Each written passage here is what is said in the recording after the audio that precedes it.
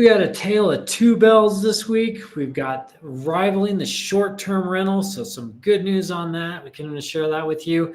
Got some great new listings to take a look at today. Matt Dayton, Ski Summit Real Estate Show. Thanks so much for joining us. I'm here with Benji. Benji does. Hey, Benji. How you doing? I'm doing great, man. How are you doing? Oh, I'm doing all right. Good. Just another day in paradise out here. Another day in paradise. We got a little bit of snow coming down, and we're going to take a look at these new listings. We're going to see what's on the market, news, some real estate tips. But before we get going, if you can subscribe, give a little like, we love that. Either way, thanks so much for watching. So, question of the day. What do we got for question of the day, Benji? So I was trying to think of like what people might be looking forward to every year other than the ski slopes. So what is it, like some annual thing that happens out there that you look forward to each year that's not just skiing? Yeah, because other than skiing, that's the best part of winter. Yeah. But we just got done with the snow sculptures. So we just got done with sculptures. Yeah, like snowman. Snowman, the annual snow sculpture. We just got done with that. So that was just a couple of weeks ago. And actually, I got a little snow sculpture to show you here. So this is a little view of Breckenridge Annual Snow Sculpture Championship. They're huge. Yeah, they're massive. They start out with these big, 15-foot tall towers of snow that are built with these forms, and they do these snow sculptures. That's really cool. So, and so they've got teams from all over the world. They put together these teams. These guys work through the night, and you've got like about a week or so where you can go. I don't even think it's a week. They get in there. They build these things. You got a few days to go check them out, and then they plow them all over. That's pretty cool. It is really cool. So, yeah. They look really, really well done. Oh my gosh, they're amazing. They're really amazing. It's probably one of the busiest weekends we have up here. What's the coolest one you remember seeing?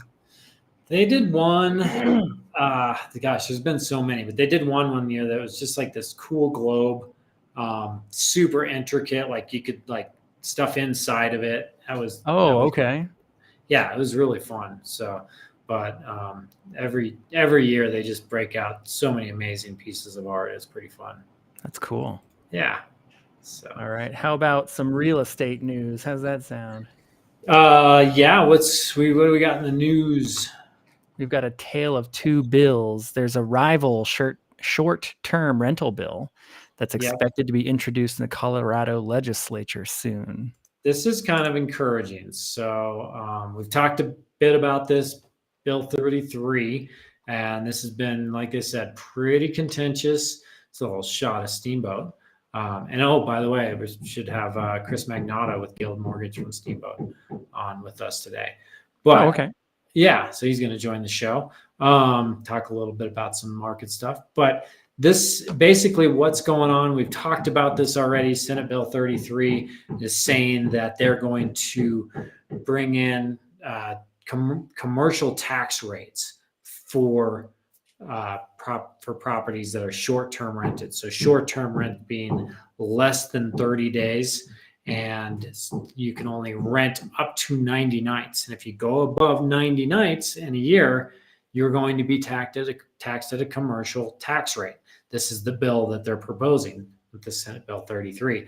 So these opponents to the bill are saying that if you're going to come in and you're going to have a short-term rental, if it's either your primary residence or a second home, you won't get this quote-unquote penalty, for the lack of a better word. Okay, is what I would have to say. You wouldn't get these penalties, and so Senate Bill 33 says that you're going to get taxed at a commercial tax rate. This alternative says, well, if it's your primary home or a second home, you won't get that commercial tax rate, which is like 4 times what we would see on a normal tax rate.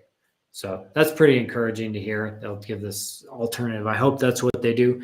If it's a third or a fourth or a fifth property, they're saying you could get that. So, yeah. But it looks like we got Chris coming in. Camera's not working, but we'll get an audio on him anyway. So No, we can't see him. You want me to pull him on real quick? yeah, sure. Let's pull him on. Mic check. Hey there. I am trying to get my camera working. Sorry about that. Oh, that's all right. You know what? You got a face for radio, Chris. We'll just. There's way more truth in that than most people realize, for sure. Oh man. No, man, you're a good-looking guy. So your face. Thanks for lying on my behalf. I appreciate that. Anytime. So thanks for joining us, Chris. For those of you that don't know Chris Magnotta with Elevate Home Loans, lives in Steamboat, does a lot of stuff for us here in Summit County as well. Very knowledgeable in the market, has been a wealth of knowledge for me. So Chris, thanks for joining us. Absolutely. Glad to be here. Tons of fun. And it really, there you are. Hey, buddy. I have two cameras on my my computer, and I was cued into the wrong one somehow. Sorry about that. Oh, perfect. Looking good, man. So really interesting, this whole merger with Steamboat Association of Realtors and Summit County Association of Realtors. Yeah. It's caused quite a stir for sure. I'd love to know your opinions on it if you haven't already given it.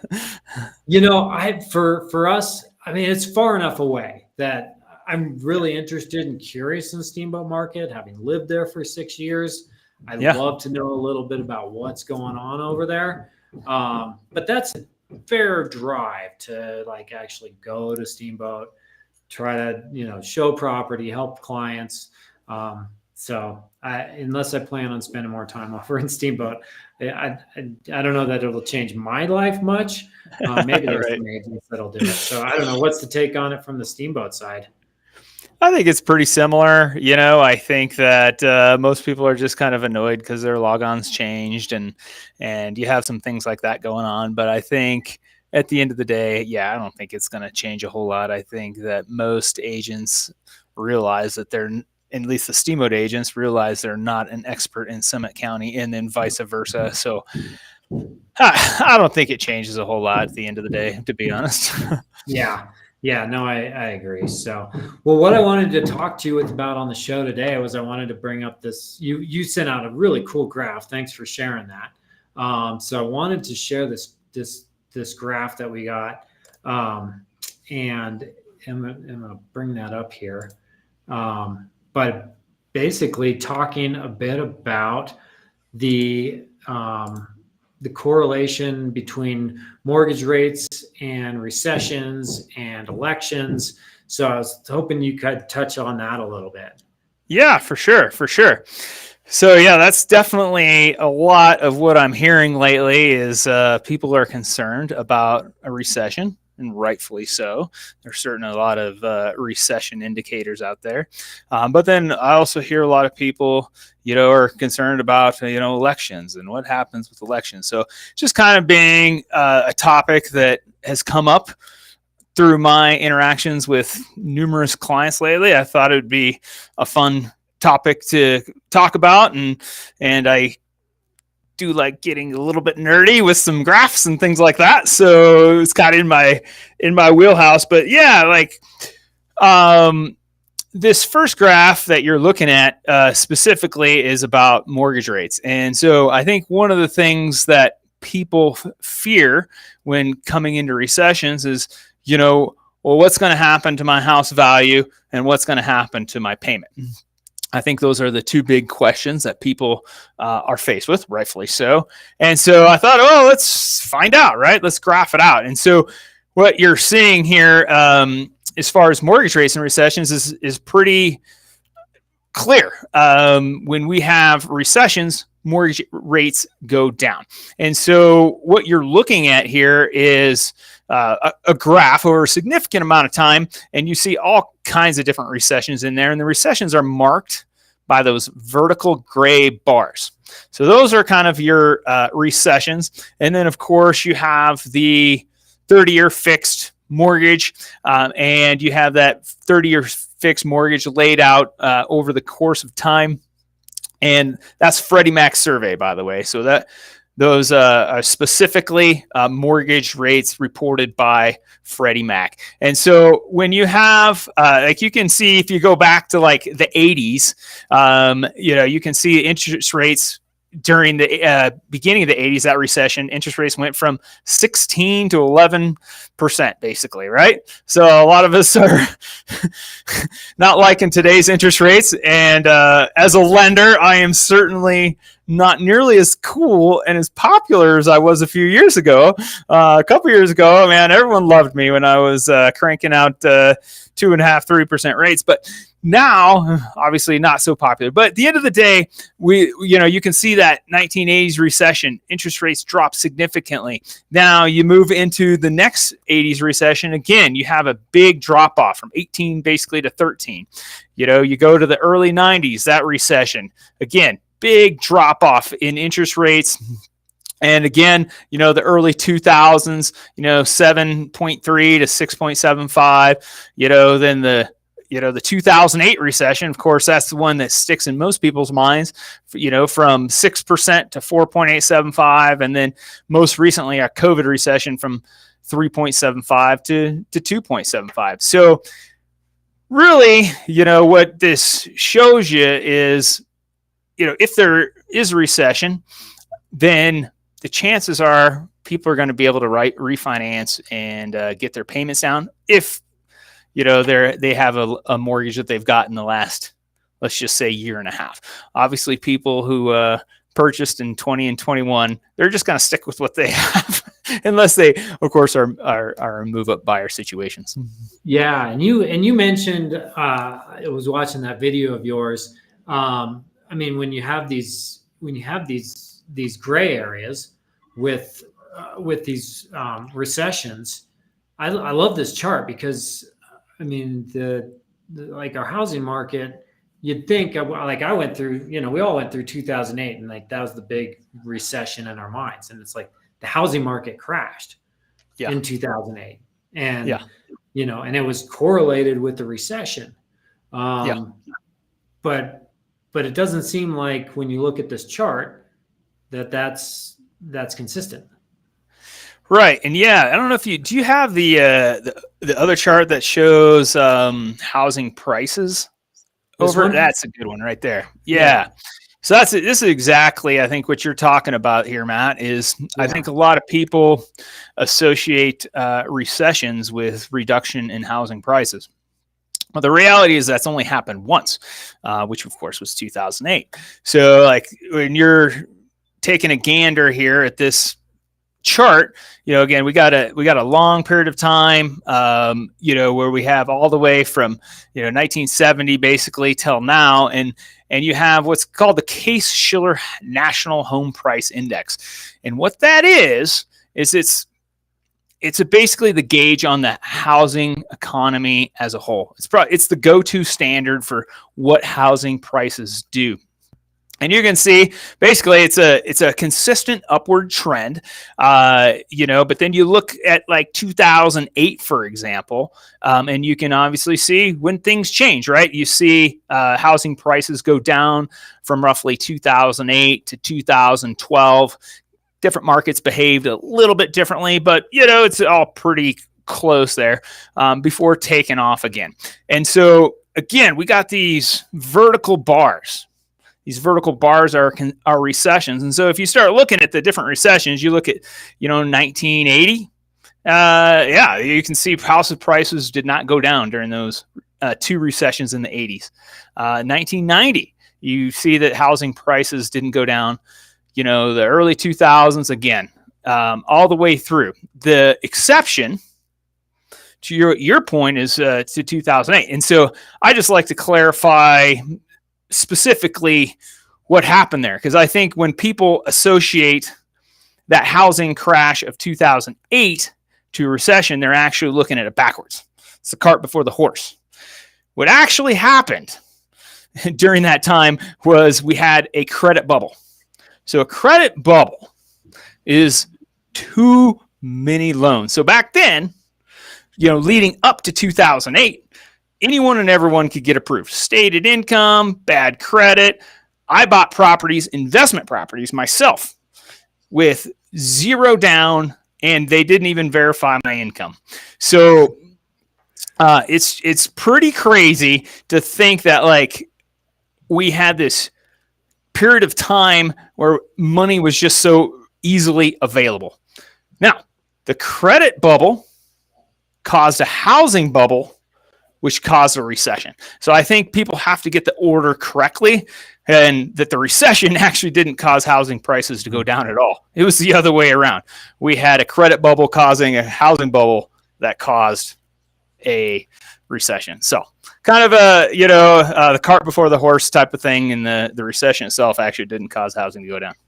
Yeah, because you don't see in any of these other gray vertical lines with the recessions any dip in housing prices. So yeah.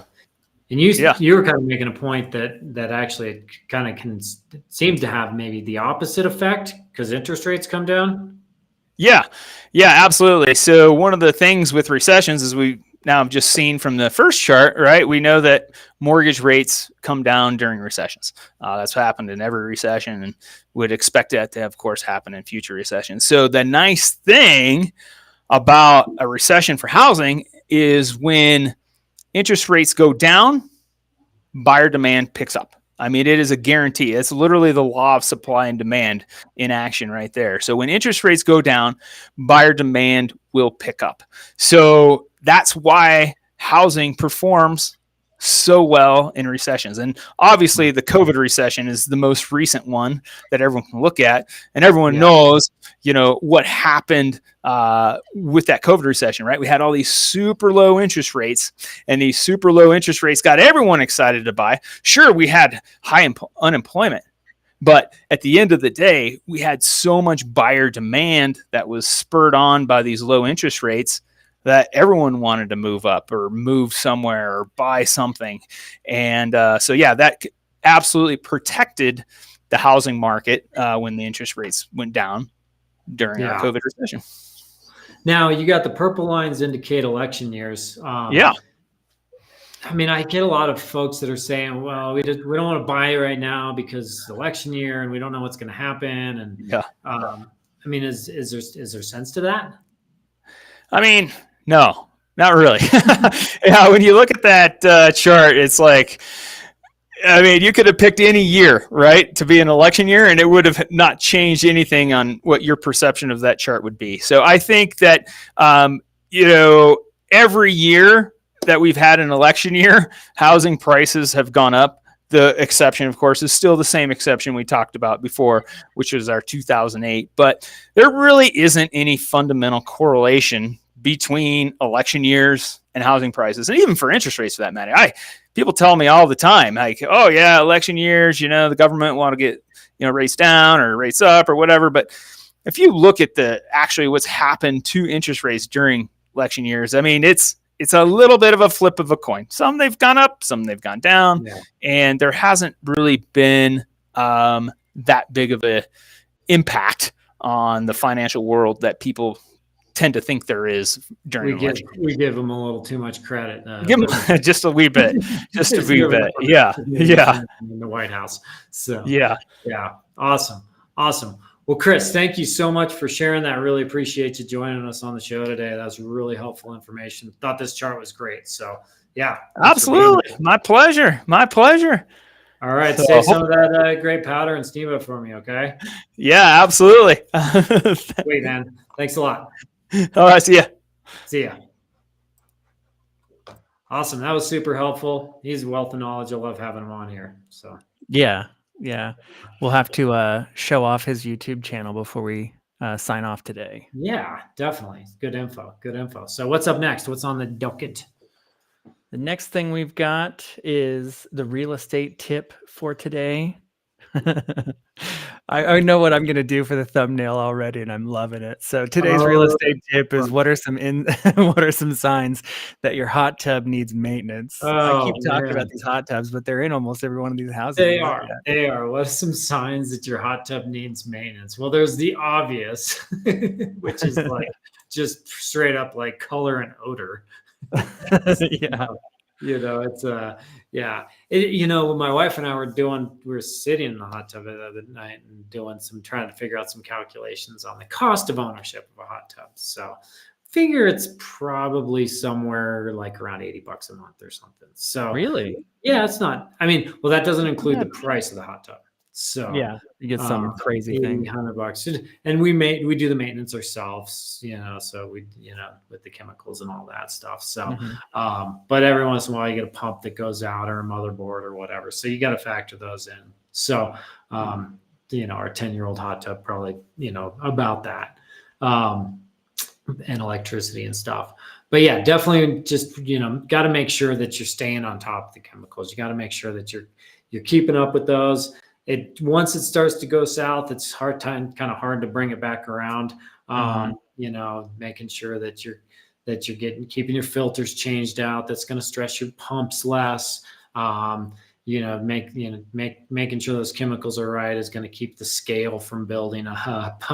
If you get skin irritation or something, you're just gone way south. You're too far. Yeah. You're too far.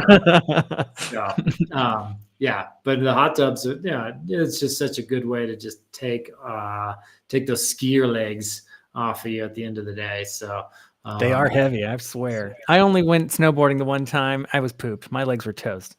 Yeah, no, it definitely helps.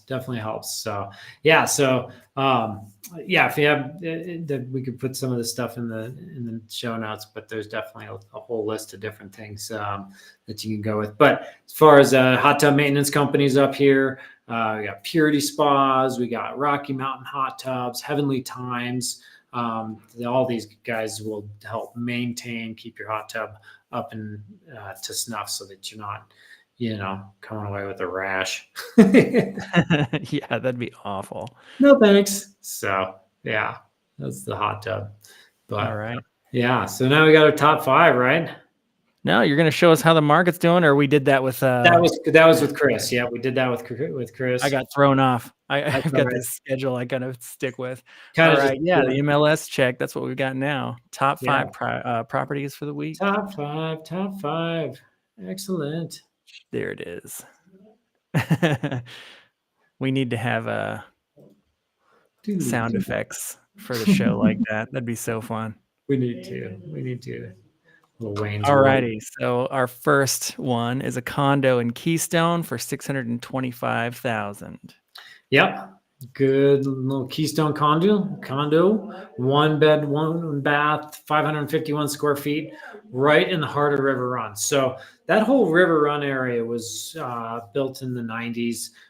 Some of them are a little bit newer, but just such a great little gem in Keystone because you're right near the gondola, easy walk to slopes. You got shops, restaurants. I really love River Run. Keystone's super family oriented. So it's just a great place to go skiing with the crew. And this one, you have 1 bedroom, you pull out the pull out couch, you sleep 4, 5. And this one's nice and updated too. So they did a good job with it. Yeah, they really did. Yeah. And updated countertops, easy to rent these. 1 bedroom, these generally gonna rent. I know people that do 40,000 on 1 bedrooms in River Run neighborhood for gross rental. Usually, you want to factor in property management companies are going to be around 18 to 25%. Pay as much as 40% if you want to. Just kind of depending on what you're looking for as far as services. So, but how about that pool right there? Yeah, right there, slopeside pool, hot tub, great views. Oh, look at that. Ice skating rink. Yeah. Oh man, I hadn't even thought about a playground that's in the snow. That's hilarious. Yes, you got to have year-round playgrounds, man. Yeah, Gabe would be jumping off the top of that thing, smashing into snow. It's a lot softer than the concrete. Yeah. All right. This is 1668 Soda Ridge Road in Keystone. Yeah, cool location. Like backing up to National Forest, you have ski trails, bike trails right out the back door there. Ski shuttles right across the road. You can hop on that, get over to the chairlifts. So that's really easy access. Yeah, I definitely like this one. It's funny. They mentioned sunken living area in the listing. I love the shape of this thing. It's Yeah, really that's pretty cool. fun, huh? Kind of like Yeah. like you get the round. I don't know if that's stairs, fireplace. What's the round thing in there?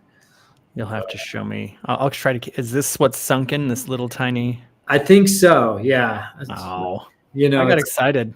it's not really. I mean, and I think sunken living room. I think like, purple carpet and a bunch of people in the hippie Yeah. outfits, just like lounging. Oh, there. the conversation pits.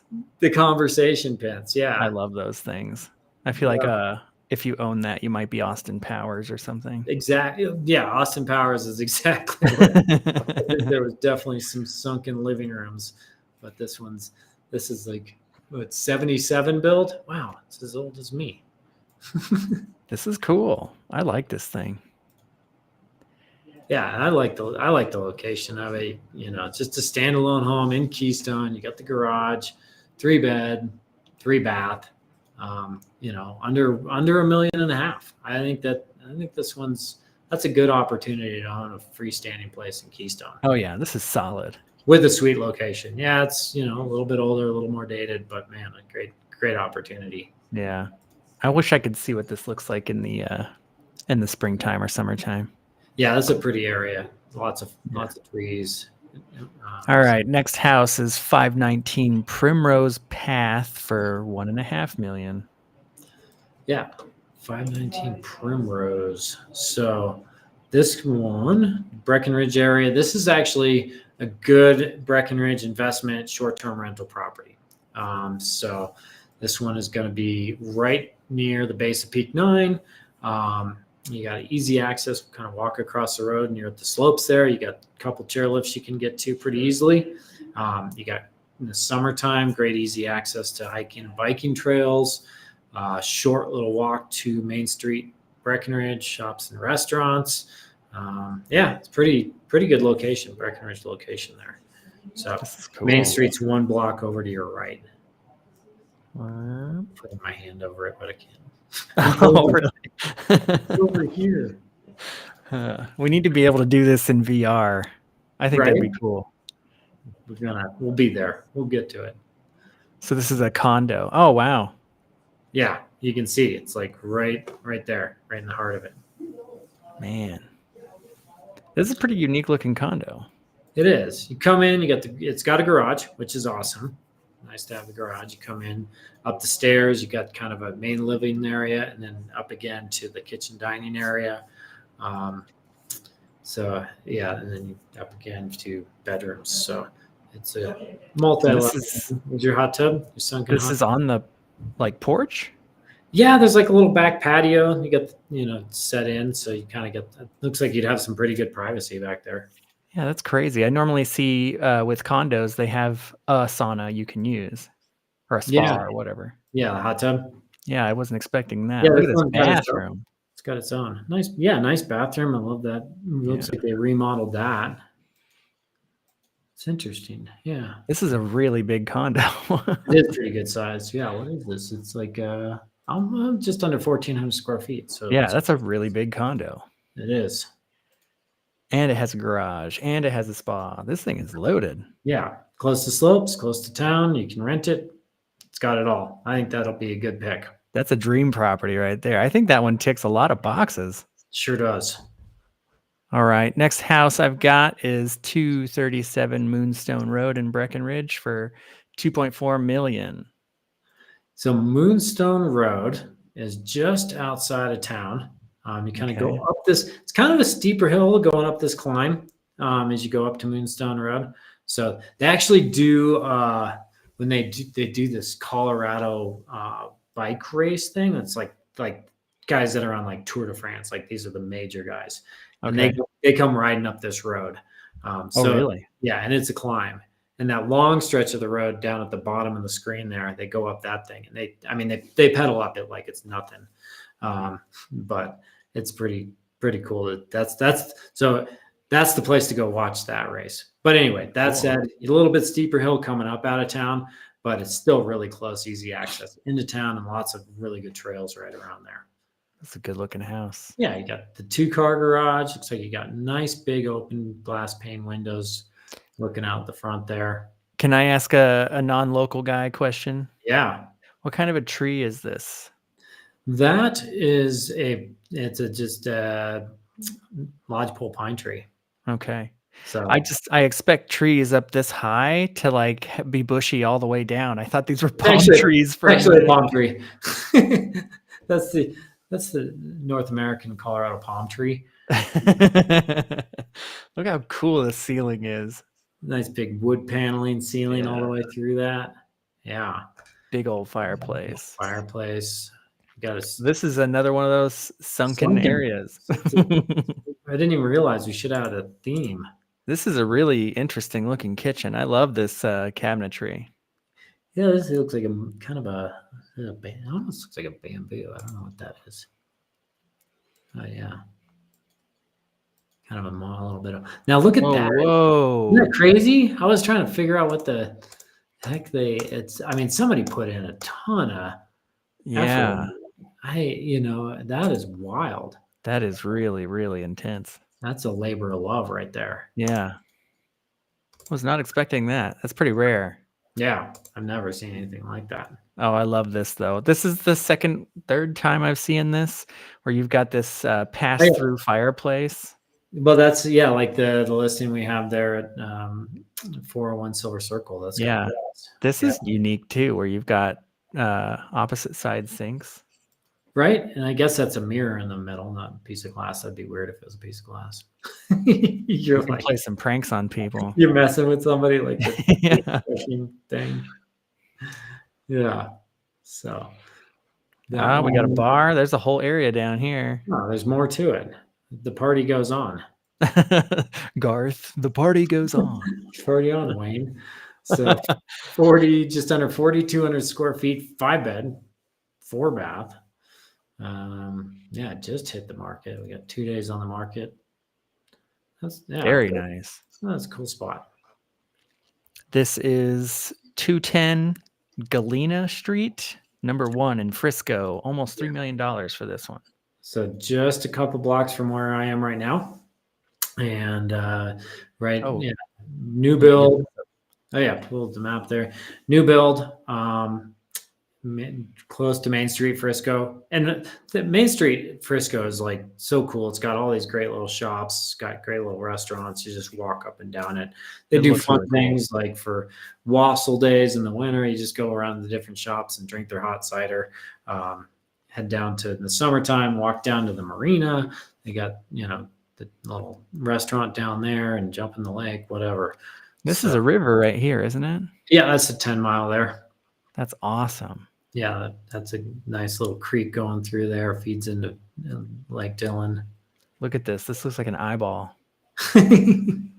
We have roundabouts. Do you have roundabouts there? We have roundabouts here. We have them, and Arizonans just lose their minds. They don't know what the heck to do with them, and they get so mad. Oh, yeah. too funny. People can't. They struggle with the roundabouts. Yeah. Does this make everything colder? I know up in the Great Lakes to get lake effect snow. Do you get something like that with this here? Not really noticeable. There's not enough of it. Big enough. Yeah, but it never really warms up a whole heck of a lot.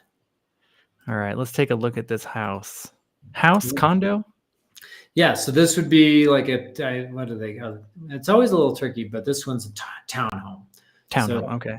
Technically, this is a townhome, so it kind of depends on how it was written up with the town, but in the county. Look at that. That's pretty impressive. Yeah, that's a great looking one. I think this one's going to have some really nice, clean, modern lines. I like the open railings. Yeah, nice open kitchen, great views. So I like the way they did that bar. I love that shower. Yeah, nice glass all the way around. This is a good looking place. Yeah, I mean, brand new. It's like the stickers in the photo, the cover, the stickers are still on the windows. There's Mount Royal, great views of Mount Royal there. It's got a rooftop deck too, which is really cool. So I love rooftop decks. Aside from ghosts, do you have people with like Sasquatch stories or anything like that? No, but I do know a guy that likes to dress up like he puts on one of those hunting A ghillie suit. a ghillie suit, yeah, and he likes to go walk around the woods. That's funny. So if you see him, don't shoot him. He's actually an okay. Yeah. I think that bush was moving. Yeah, he does his same arm, same leg walk. That's too funny. Yeah. So yeah, That's a good looking property Yeah. right there. that is a beautiful property. So that one is listed at 2.985, 3-bed, 4-bath, 3,119 square feet. So That's all I've got for today. yesterday. Well, that was great. Thanks so much, Chris. Appreciate you problem. being here and heading us up. So this has been the Ski Summit Real Estate Show. Thank you so much for joining us. If you care to subscribe to see more of these, please do. We'd love to have it. In the meantime, have a great day, and we'll see you in the mountains soon. See ya. Bye-bye.